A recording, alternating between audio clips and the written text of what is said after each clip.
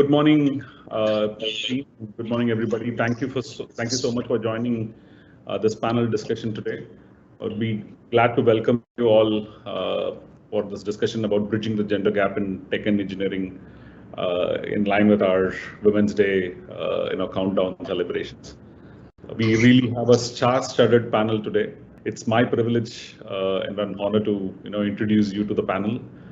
Today we have Jessie, who's a superstar moderator, who's also our board member, and she has actually been the example of bridging the gap or breaking the glass ceiling, at least for people like us who look up to her, with the kind of knowledge and skills that she brings to the table.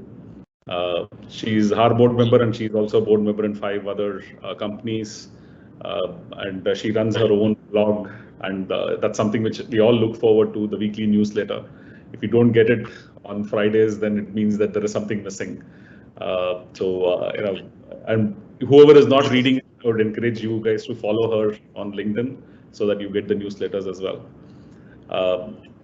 We have Mamatha as quality management professional. She has been with Wipro, and she's been in a professional experience for more than 27 years. Once again, another example of a women leader in the tech industry. She's a Six Sigma black belt, a master black belt, so to say, and she runs the entire quality management and engagement for the Wipro GE Healthcare, both in India and globally as well. Thanks so much, Mamatha, and really, privileged to introduce you and have you as part of our panel. Next, I would like to introduce Pavithra, who is a social entrepreneur, and her introduction, I don't know whether I will do justice in introducing her in 30 seconds, but she is a true role model, a founder of a BPO which is focused on, social engineering and focused on people with different abilities, gender, and people with lesser living standards, and how they actually bridge that particular gap. She has managed to employ more than 2,000 people, in her BPO, and she has touched more than 6,000 people, in the last 15 years through the journey of BPO. Really inspiring, Pavithra. Really good to have you here as part of the panel. I'd like to introduce Vinita. Vinita is with Dell for the last 4.5 years. Prior to that, almost 23 years with other tech companies. I haven't seen really too many people in the tech infrastructure and women leadership. Vinita is probably a unique one at that. I've also read some of the messages that you had in Financial Express and others. Vinita, it's really glad to have you here. And Vinita also had picked up gardening over the last 2 years post-COVID, and she runs more than 200 plus. She has more than 200 plus thriving plants. And she mentioned that she was feeling bad that she was letting the plants die in the past, but COVID has actually helped us in making sure that the plants survive, and she has a green home as well. Thank you so much, Vinita, for joining us. And last but not the least, the international panel member in our panel today, Sharon. Sharon is the Senior Vice President Corporate Services with MSIG Singapore. She's been with MSIG for close to 20 years, prior to that with DBS Bank. She's a strategic leader. She has driven a lot of digital transformation projects with MSIG Singapore and with DBS as well. And in MSIG, she has done a lot of firsts, right from setting up a shared services center for policy servicing, customer service center, the first ever customer service center for MSIG Singapore, and the list just goes on. And she also got the MSIG Asia Innovation Award last year. It's a privilege for us to have you in the panel as well, Sharon. Thank you so much.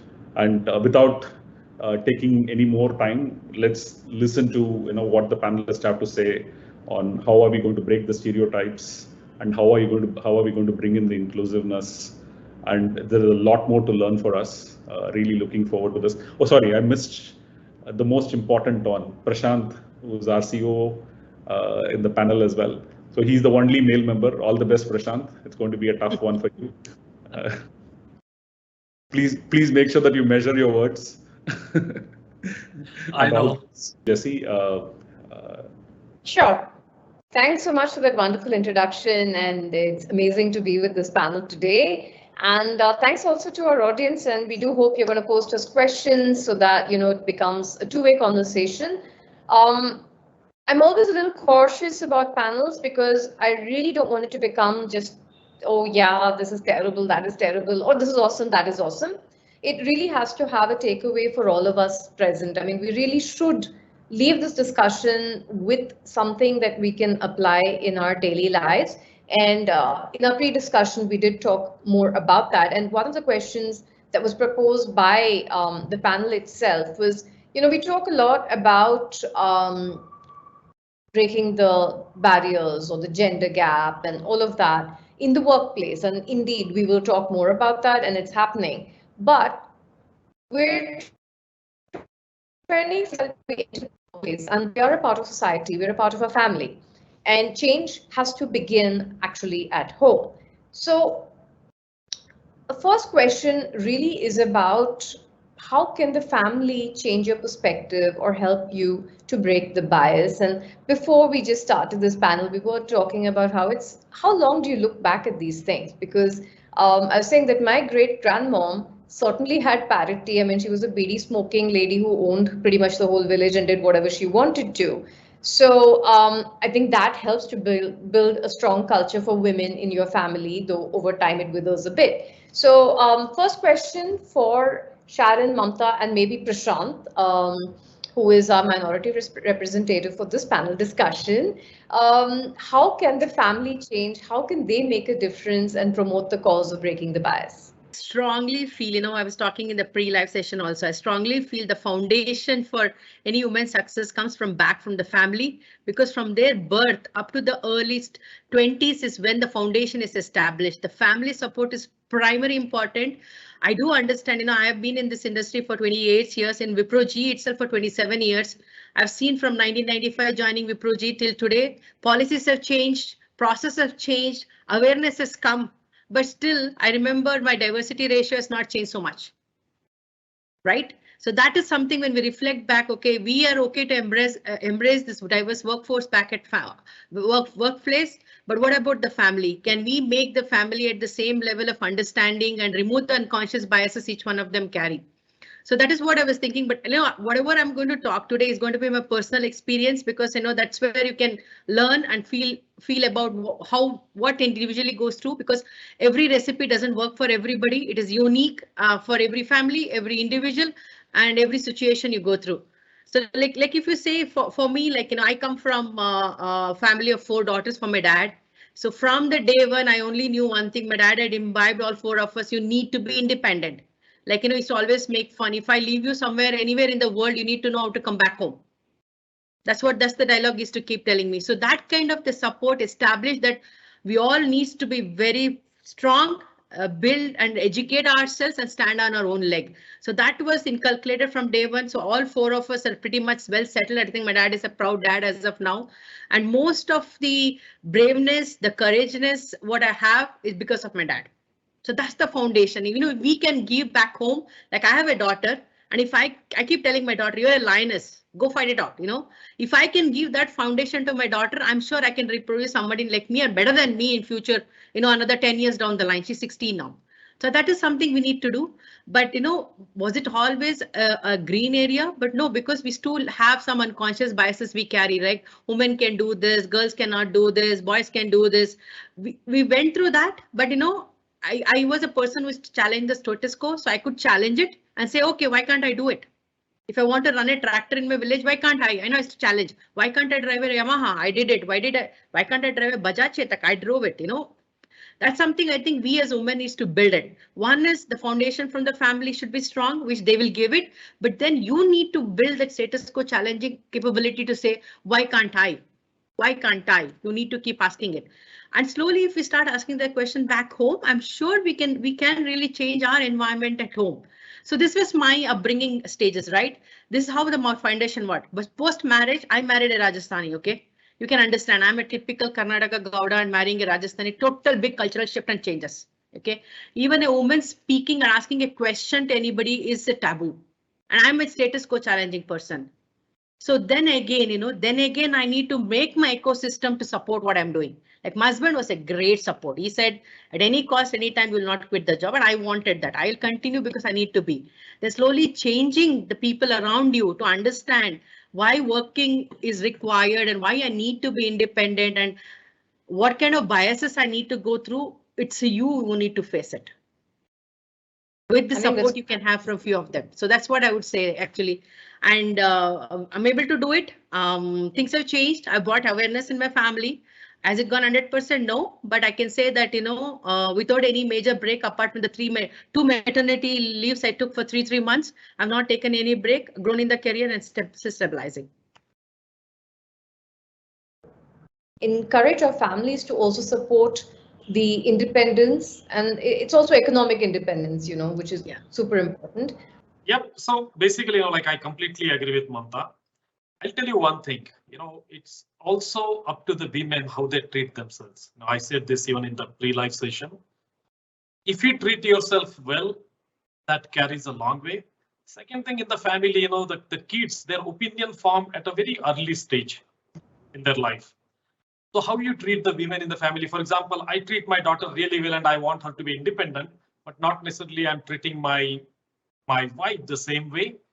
Kids carry the same opinion that this is okay. This is okay. That's how the things work, right?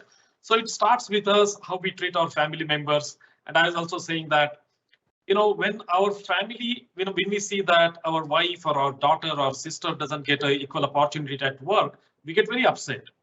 But do we keep that in mind when we are at the workplace, when we treat our fellow women colleagues?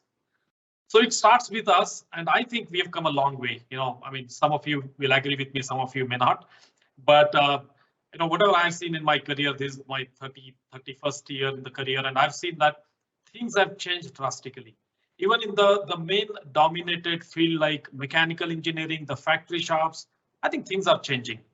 Slowly, it's taking us slow, but IT has given a huge opportunity for women to make that difference.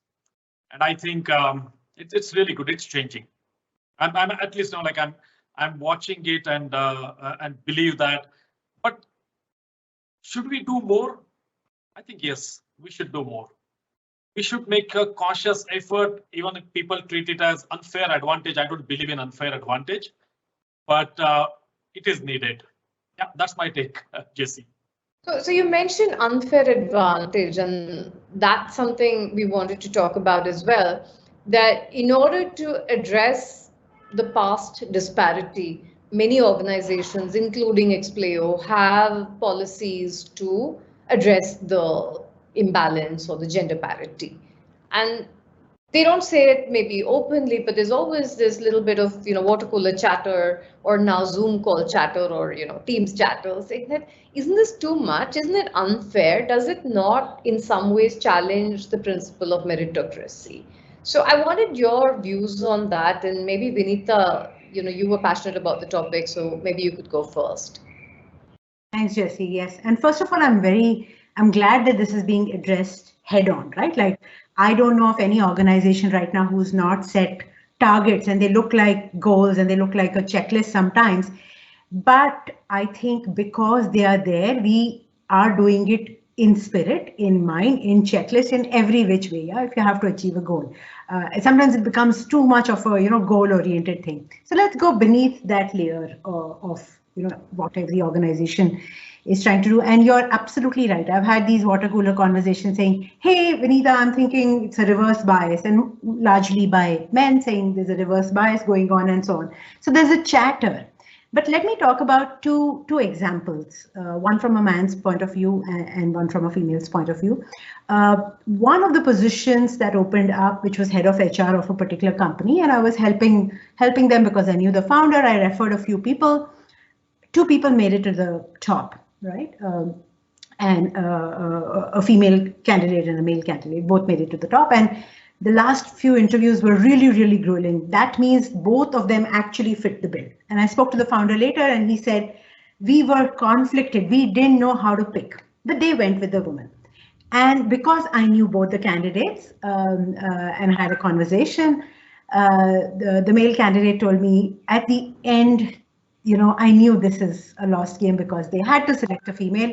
It is the era of women being selected over men. And I thought about it, I introspected on that one. I think both were fit, right? They wouldn't have reached that stage, but they selected the female. And I'm thinking that maybe for so many years, exactly the opposite was happening, at least in many places, if not all. We just didn't know about it. We just didn't talk about it. This just happened indirectly. So again, the second thought was, then is it okay? And maybe it's a balancer, right? Life is a huge balancer. We talk about 50-50. Most of us have goals of having 50% women.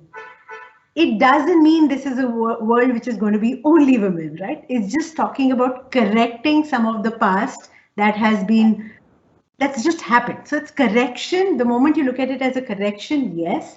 And some may feel they're missing out on some positions where they're equally good, but so has it happened with so many others, and so will it continue to happen. That is reality of the world, right from school and college admissions and so on. From a woman's point of view, very quickly, this is not a story, but every time a headhunter or a recruiter contacts women and say this is a diversity position, and I say this from talking to many women in my circle, they just put off by that statement. They're like, why am I being recruited because I'm a woman? And the assumption is, and again, I thought more about it. The assumption is you are getting a free pass. You're not getting a free pass.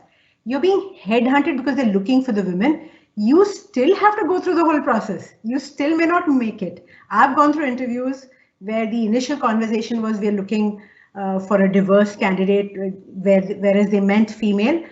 I didn't make it. So it's not a free pass. So it's okay to go in for that interview. That is just a funnel, entry point. There's many more things to that. So that's my view, Jessie. Back to you. So I actually face this myself because, there is an Indian government mandate that you got to have a woman on the board. And while people don't necessarily openly say it, fact is they are coming to you because they don't have a woman on the board. Now, initially, it used to trouble me a lot. And my first 3 boards, I was the only woman on the board, and it was pretty obvious. But now I'm not.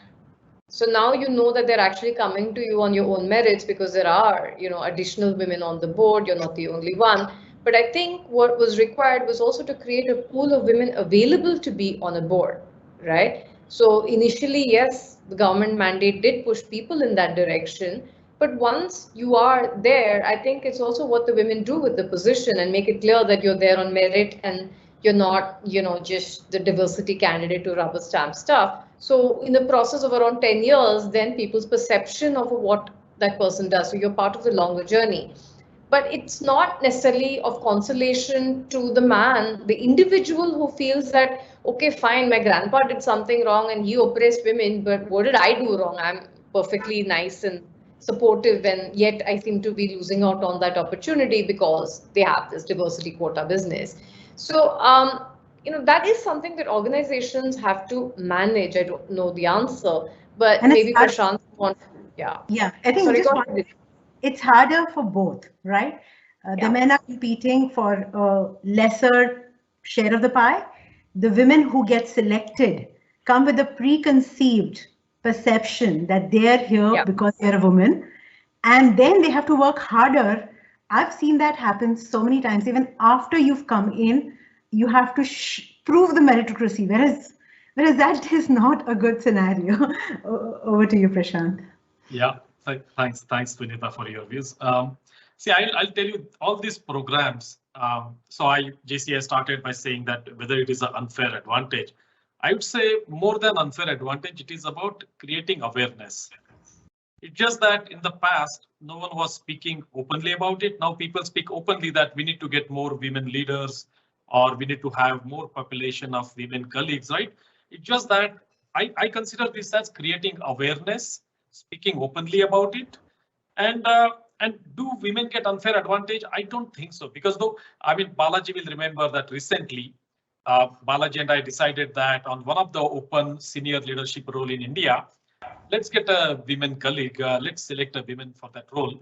And we interviewed few women and also some men, and then we end up selecting a man. It is not because, it's just that we definitely wanted a women leader on that role, but with the right background and the right skill sets, which we couldn't find at that point of time, right?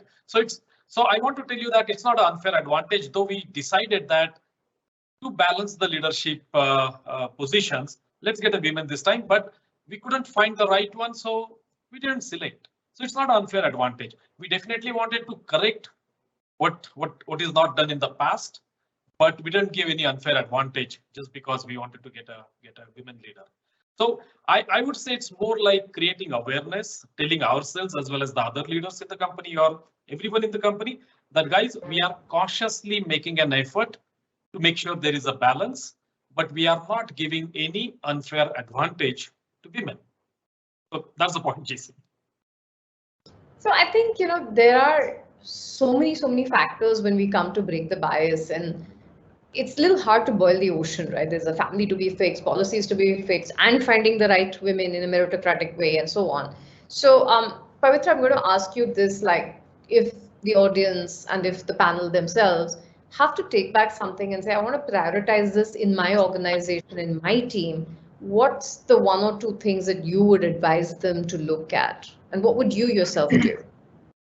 Urban, centric environment till now. I hope, that's the conversation. But I would also bring in another aspect of the rural environment as well, where the conversations have not even begun. We have rural centers where, I remember this conversation when one of our first team of 20 people were onboarded. There were 80% of them were women. And one of the women stood up and said, we were delayed for 3 months in starting this center. And she said, ma'am, the delay is not 3 or 5 months for me. The delay has been 9 years for me because I've been waiting for an opportunity since the time I've got married. I gave birth to 2 kids. Okay, I've been a daughter, I've been a wife, mother, daughter-in-law, everything. What next? Where am I in all of this? So I'm a graduate. My family feels I need to be educated. So I've been given an education, right?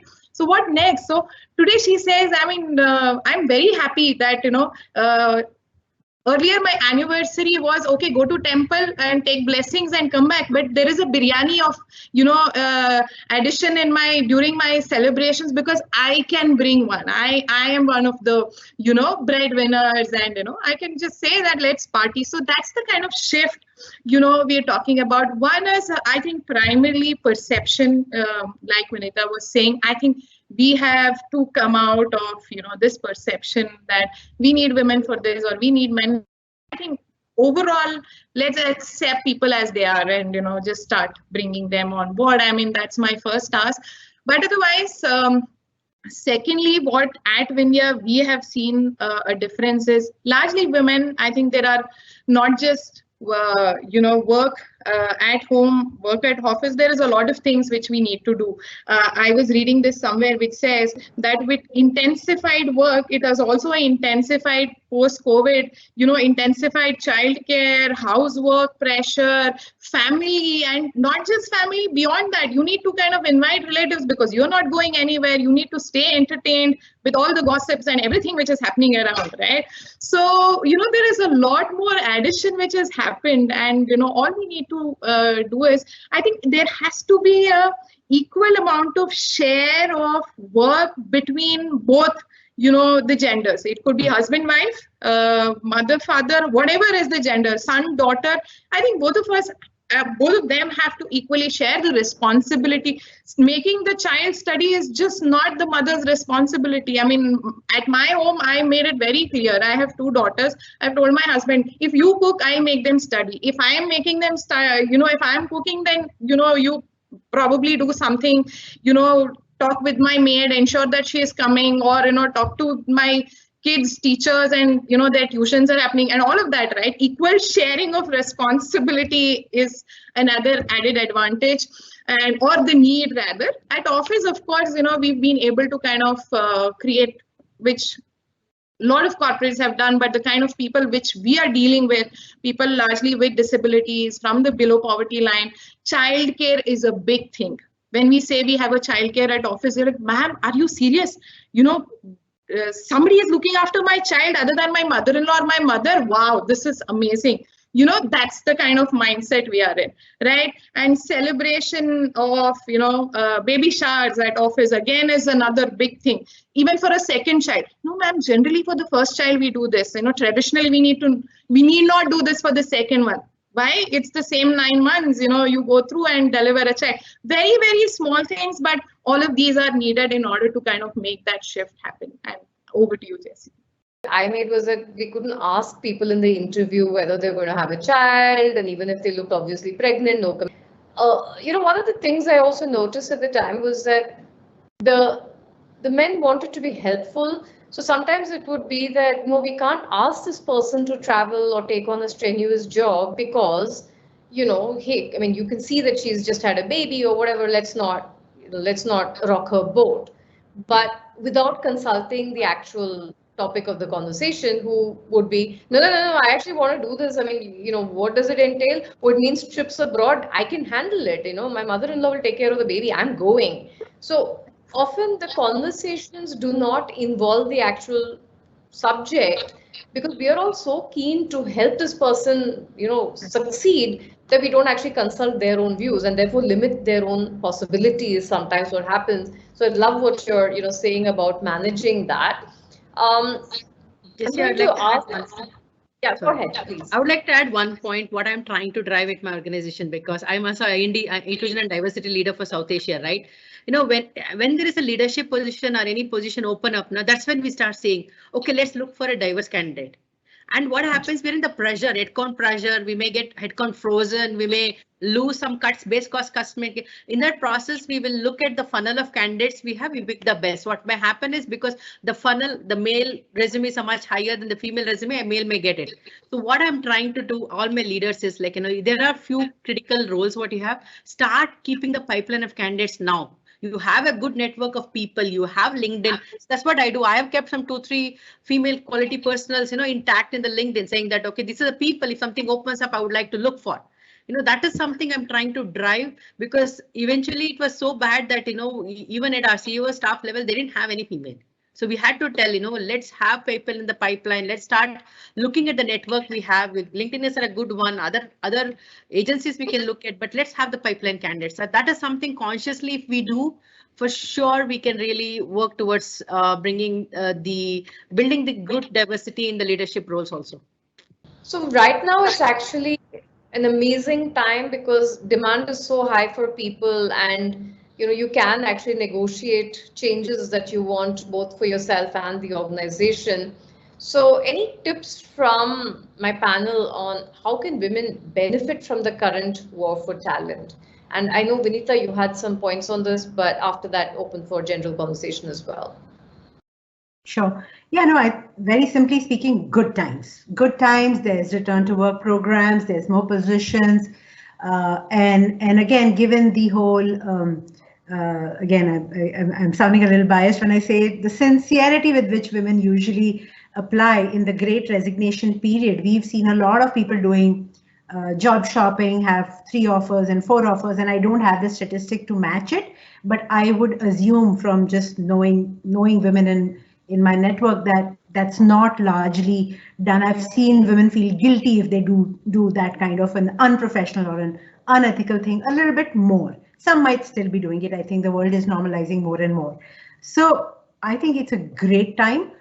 Do it professionally. The only thing that I would advise myself and everyone else is let not the times deter you from your goals, right? Like your objectives, your goals. There's always, I mean, there's too much luring that's happening. There's many people who are wanting you to come here, join here, come here, join there. And it might distract you a little bit from your objectives. So keeping your North Star in mind, taking this whole noise, processing it correctly, and still doing what you want to do, taking the right risks. Now's the time you can do it. I've taken a risk. I was talking to Balaji. I'm doing IT for the first time after 26 years of experience in different kind of engineering roles. I've switched to IT. I could do that and I could take that risk because my hiring manager believed in me. He said, I got your back. Don't worry. I know you're new to IT. I got your back. Take the risk. So do the right things.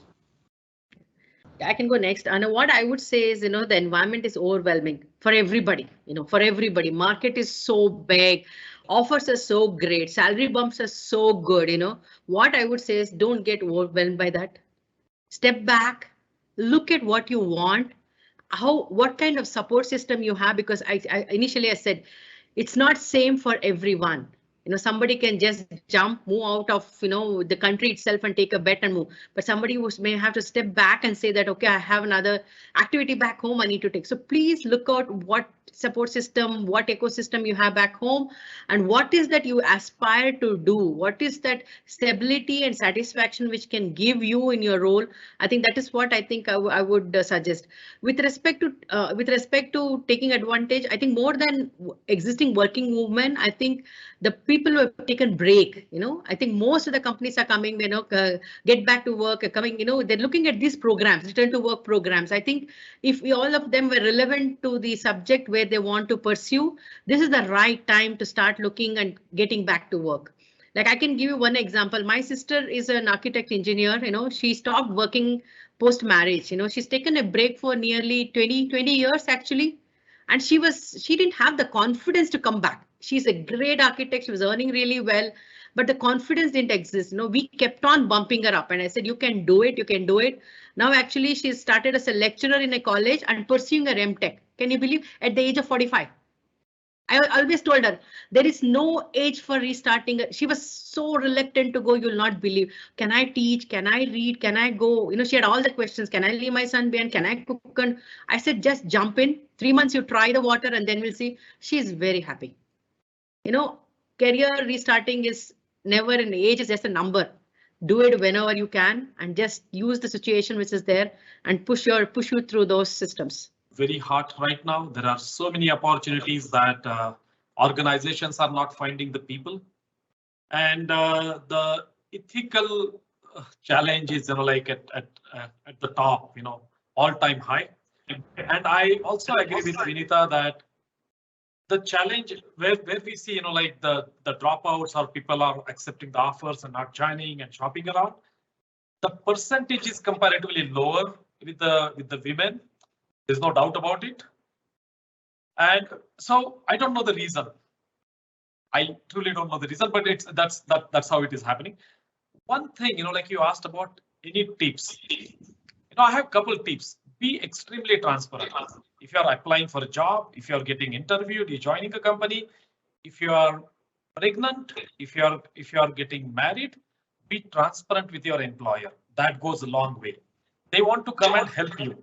Because I have seen some cases where the new women they hired were not transparent enough, and then they lost the faith of their manager, and then the managers. There's nothing wrong. Everyone is working under tremendous pressure. If some manager says that, Prashant, you gave me, like 3 women colleagues, and all of them, like 2 got married and ran away, and one was carrying, and she didn't tell me, and now you're putting the pressure on me for project delivery. You cannot blame anyone in this case. So I'm saying be extremely transparent. There are ways to help them, whether they are, like in any situation. Another thing, someone spoke about the independence and, like taking independent decisions and be, in charge of your life. I've seen the cases where their husband gets an on-site opportunity and they happily kiss goodbye to a good career, or they left, like their employer high and dry. So I'm saying that there are points on both the sides why certain things happen in a way, right? So I don't know, like what is the right solution for addressing all these problems. So what I'm saying is that being transparent, giving equal chance to your employer as well to see that how they can help you. It goes a long way. These are a couple of like small tips I would like to offer to my aspiring women colleagues.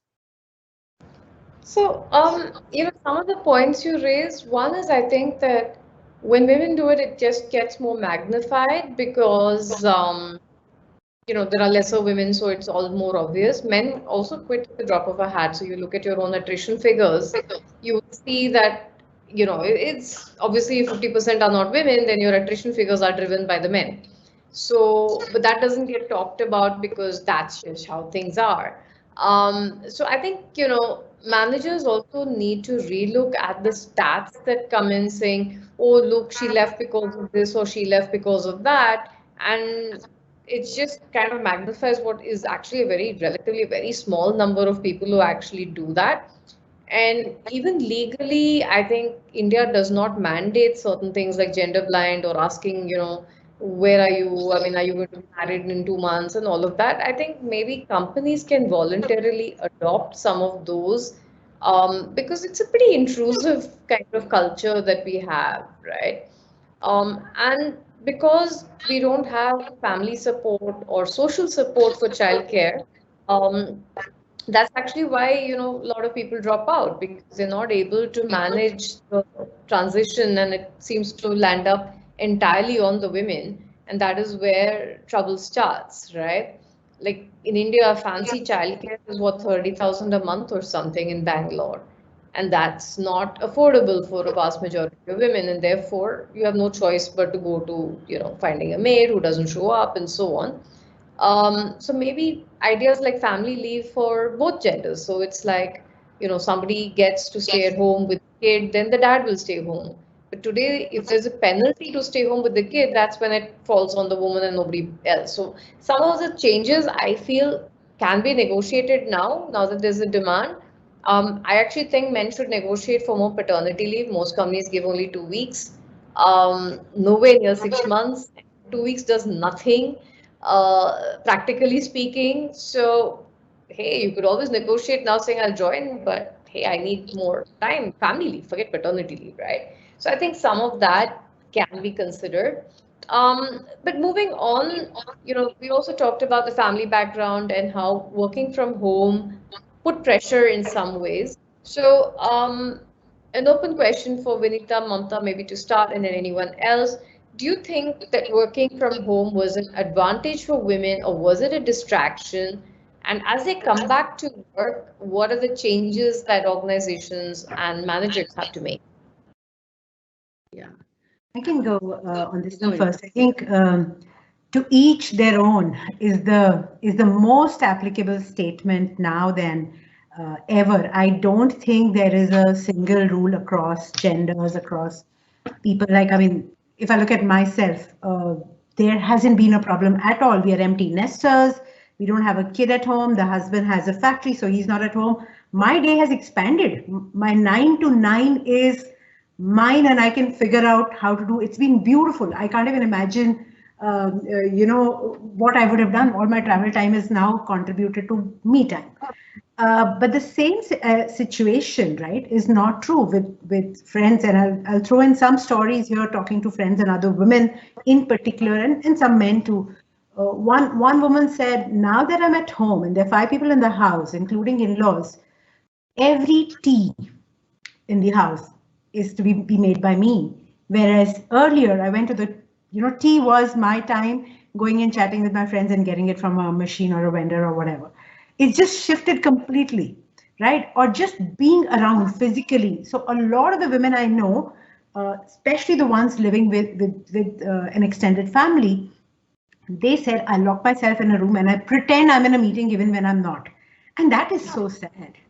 That is amazingly sad if one has to do that in their own house, because then you don't feel like home. So they're waiting to get back. From a men perspective, I keep hearing a lot of jokes on this. I'm waiting to get out. My personal time has gone away and so on. And I actually understand that, because it's a habit that has changed. Going out was everyone's, spirit of meeting friends, hanging out, meeting for chai, other things, water cooler discussion.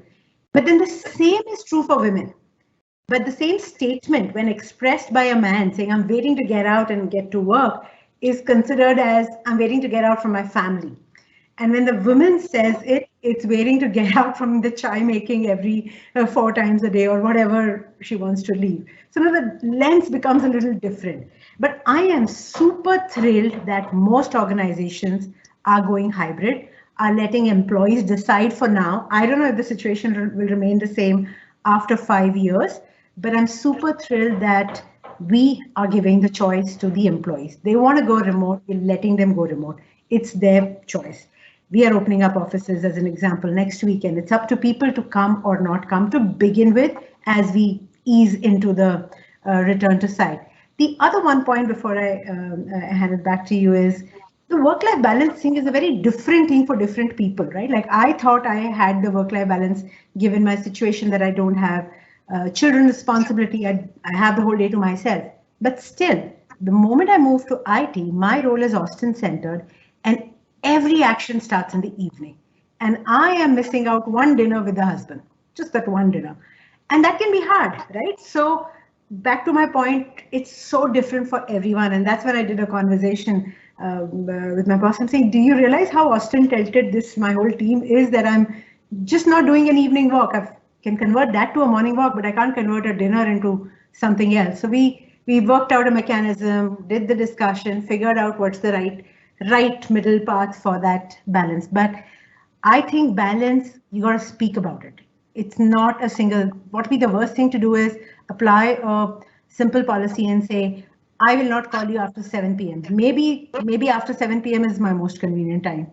So find out your balance yourself. We have 4 of us, 2 kids and myself. Luckily, the one full year I didn't have a maid, in 2020. So I thought end of the year, we thought we were going to just pull each one of us in, but luckily we all survived. It was not easy, 4 of us to cook for 4 of them, making sure the house is clean. I'm very particular. And for me, I need to finish the work before 9 o'clock before I start my work. But even though I distributed the work, my husband was to do in his own time. My son would come and do utensils his own time. So in the end, I'll end up doing it. So I'm actually literally waiting to get out of the house and start mingling with people, getting my chai time and the chai in office, I know there were days, even above that, because houses, but only one thing I can tell you is my health became good because I worked a lot at home. I was fit, hale and healthy. All my parameters are perfect. But that has its own pros. Like, we spent as a family, Saturdays, Sundays, we were watching together. The Netflix and Prime, Amazon Prime were the most used ones, whatever, we had a family time. But if you look back now, I'm ready to go back to office because I'm a social person. I would like to interact with people, spend time, talk to them, meet face to face, because that is a kind of a stress buster we carry. Sitting at home, seeing 4 people, it's building up stress also. So I'm really happy. As you said, the hybrid work model is very good. I'm sure we can choose. And that's what we have told our employees also, at least 2 to 3 days come to office and rest 2 days you can work from home. Or if somebody wants to come 5 days a week, we can come. So like we come from a medical device organization, right? Our manufacturing sites was up and running 24/7 all days, even the lockdowns because we are manufacturing the CTs and X-rays. So we were still going on and off, but not as the full swing we had before the COVID. But I think hybrid will work. And I also feel if you look, who was more stressed out, I think it will be, I'm not telling bias, but I'd say it is the woman in the house who was most, because a lot of other activities came on their head apart from the job they were doing. So that's how I would put my experience so far in 3 years. We are talking about, coming out for women and working, because for a larger set of my people, what I hear is, again, similar kind of expressions. One say, I would want to come back. One say, no, I would want to continue. When we actually checked on what have been these reasons, people who wanted to stay back said, ma'am, it is easy for me to stay at home and work because India lacks accessible transport. So I don't have to spend additional money. In fact, I actually save a lot of money by staying at home because I spend half of my salary in just moving from my home to office. And it is, much better. And thanks to COVID, because it has enabled a lot of my people who otherwise could not be employed because of disabilities and other challenges, have been able to kind of today, create a gainful employment for them and be engaged. 2, there are another set of people, including women and men, who who want to come back because, again, the set of people whom we are dealing with have very small houses where say, ma'am, I don't have a space to kind of put in an additional table, and where do I put a computer, and where do I put a laptop, and so I don't want to, I can't work at home, so this should not be a reason for me to lose a job. So I would rather want to come back to work and give me that space which I am lacking at home, and get me back, as early as possible. And two, even if I have a 1-bedroom house, the kind number of people in my house, there's everything happening around me, and still I'm talking to my customer and trying to kind of sell or retain and do multiple things, which is just not happening. So my point of view here was, as we have two sets of people who want and who do not want. Like, overall, generally, I think for a woman, like, we were saying, I think transparency, very, very important. And I think it is you, which should kind of come out very loudly and say that this is what I want. It is not about, the pandemic or pre-pandemic or the post-pandemic. It is absolutely who have to make this choice of getting out or staying there. Because and it is okay to talk about your vulnerabilities. I mean, that's something we need to kind of break that stereotype. Oh, I think we should not be doing this. I wear it as my badge and say, yes, I'm vulnerable and these are my vulnerabilities, and please accept it and work with me. And that's what I would want to say. Thank you. Fantastic. Bharat, do we have any questions from the audience? Because I'm going to take that and then move to the speed round. So it's anonymous, interesting discussion. May I ask one of the panelists to take my question? Per World Economic Forum 2021 report, the gender gap closed by Western Europe, 77%, is way ahead of East Pacific, and South Asia is 63%. Is it mindset, awareness, or non-availability of required tools stopping Asia match or progress faster? So, who would like to take this? I would say all of them, actually speaking. Great. Simple answer is all of them. We need to really work on awareness. I think we with the right tools and also the availability, right, of the qualified personnel. That's what we said, starting from the young age, if we can really build and frame the career what they need to take. So that I think all of them, basically, all of them. In fact, to just add, it could be self-awareness. I mean, more of awareness also, right? It is not that, we have to go out, work and all of that. Sometimes you just decide not to do it and, enjoy the life you have. I asked to one of my very senior leader wife saying that, do you think, I mean, because they relocated and, it was just them. And I said, would you mind, spending some time, considering your experience to just come and, spend 2 hours at office? She says, oh, please, I don't want to do it. I chose to move because I just didn't want to do any of this thing. I want to be the best wife in the next 5 years. That's my goal. And that's okay. I mean, more awareness also is another addition to, people dropping from what I've been hearing. I'd actually like to extend what Pavithra said. Asians are known for rewarding hustling, right? Hustling is our gift. How many times have all of us would have heard the statement about a woman who's a superwoman because she works very well, she takes care of her kids, she's got a house super clean, and she cooks well, and I don't know, 10 other million things, and we reward it and we put her on a pedestal. That also causes burn down. I think let's stop putting people on pedestals and saying, you're a superwoman. Every time I get a compliment of a superwoman, I'm saying, no, I'm not a superwoman. Come to my house and see how messy it is because I hate cleaning. Mamatha, I think you said you love a clean house. Yes, I do. So I take pride in not being the hustler. And I think I was wired like this. So it's not something I adapted. I was wired to be like this, but I don't care. And it's my biggest gift. I'm like, yeah, I care about these 3 big things and everything else can take care of itself. So if we can bring in a culture of saying it's okay if today after this session, I feel like taking a 2-hour nap and I am tired, do it. Right? No harm. I won't because Jessie is also speaking at Dell soon after this. So I would love to listen to her. So I will not do that. But I just think we should normalize self-care, taking rest and not pressurizing ourselves. And that will fix the deeper issue. Of course, there's many other challenges why our numbers are a little behind.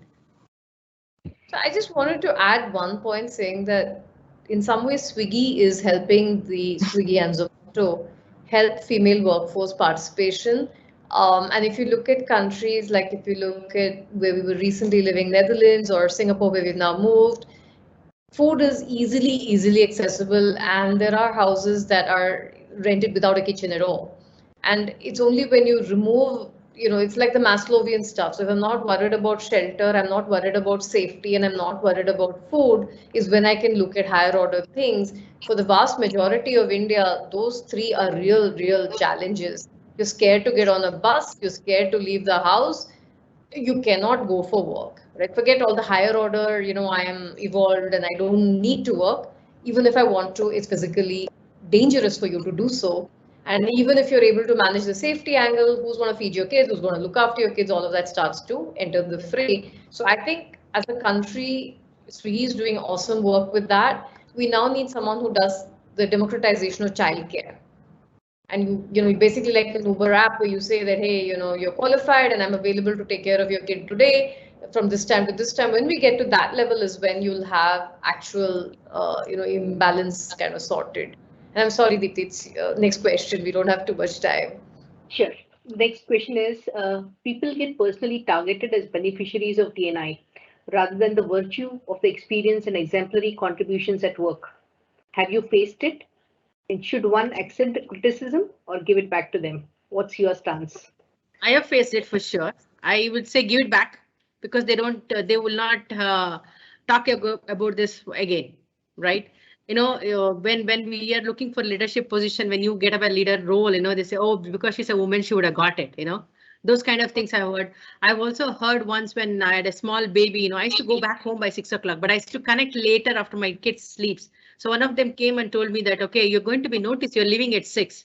Then I said, you're no one to talk about it, because my manager is to talk about my deliverables. I told it in the Big Four. I was the single lady, in the entire leadership team, so that nobody else can speak about it again. So that was the last. I never heard any kind of these questions later in so many years of career now. I think we need to give it back subtly, so that they really reflect back and say, okay, what they did is not the right way, because there's a meritocracy still exists in an organization. Otherwise, organization wouldn't have survived so many years wherever we're working, for sure. Just because I have to fulfill my diversity and inclusion quota, so let's keep hiring women. But at the same time, you have a larger responsibility for business. It's not like a charitable work, right? You work in a professional organization. So I think, like they are, I don't believe in these comments, and you should give it back then and there. I encourage, in fact, all my women colleagues, don't fall prey for this, like just give it back, because that's not true. That's absolutely not true. Yeah, I think all of us would have this comment. We just don't have to let it slow ourselves down. I love to respond back with a question. I was recently told, now's a good time to be a woman. And I said, okay, that means last few years wasn't a good time to be a woman. Sure. Sometimes you just have to play the wisdom, humorous act and still give it back, and then I think after some time, your work does speak for yourself. But at that point, I agree with Mamatha. I think just explaining or getting defensive doesn't quite solve the purpose. So this is probably for Expleo, Balaji, Prashant, myself, and some of the D&I colleagues here. Beyond the bump up in salaries and similar, what would have companies consider aspects such as period leaves, which companies such as Zomato, Flipkart, etc. are already implementing, or help towards closing the gap? I mean, I'm caught with a surprise, so I'm not prepared for this. But definitely a point worth to consider and talk about. Yeah. So I'm going to kind of put in a dissenting note and say that the more women-specific benefits are created, increasingly you will have, and I'm all for giving additional leave, but that then has to be gender neutral, because if you want to give people an extra 2 days off, no issues, but then why only the women, why not the men as well? So, and maybe move to a more evolved world where you say, look, you've got 24 days of leave, do whatever you want with it, right? So anyway, that's just my thought. But I'm now going to move to my speed round in the interest of time. And Deepti and Balaji, you're also part of my speed round. So I'm just going to go in the order I can see on my screen. Nobody said no questions. Sorry? That was a surprise for me. Yeah, so I have 8 questions. So I'll just pick any 6 and address one to any of you. And Balaji, you're on the hot seat first. What's your most embarrassing career moment? Most embarrassing career moment. You Getting got 1 fired. minute to answer. Getting fired. Oops, tell us more.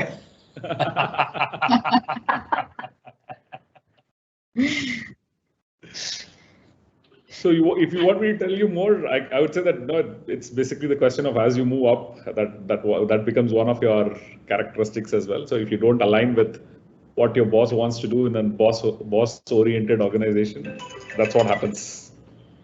Okay, that's interesting, and I'm sure your team will be mailing you for more.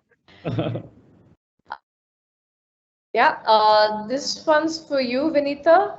Celebrity lunch date, who would you want to meet? Michelle Obama. I wish I could do that. Favorite author. I'm sorry, your favorite superhero and why? And that's for Prashant. Oh, I don't believe in the comic superheroes. I believe in the real life superheroes. And Mr. Ratan Tata is my superhero for his caring nature as well as very strong decision making. I mean, we've seen many people or many leaders from the international corporations or the family run businesses, but he's totally different. The kind of strength he has in making the business decisions and the caring about his employees and fellow colleagues. Amazing. I'm completely moved. So Mr. Ratan Tata is my favorite. So I be myself because yeah, as women, we've been creators, we've been producers, we've gone through so many ups and downs, we've been adjusting into joint families, had our own careers, been sportsmen. There is so much to share. And actually, my sister, who's a doctor, has been insisting that you're mostly silent on your personal front. You appear to be laughing, joyful, and nice. But personally, there is a lot that you have gone through, whether it is your infertility treatment to bear a child, or whether it is the challenges that you had while traveling all over India 25 years back for the different nationals that I participated in. So I, me, myself. So thanks. I would like to thank all the panelists. I think it was a very interesting discussion. It was very good to hear your thoughts, and thanks for sharing it with our Expleoians. And as I said, it's all about creating awareness and not giving any unfair advantage. I stick by that. And thanks for your views. We would like to talk to you again, maybe in future on similar events. Thank you. Thanks, everyone. And thank you, Jessie, for moderating in such a nice way. Thank you.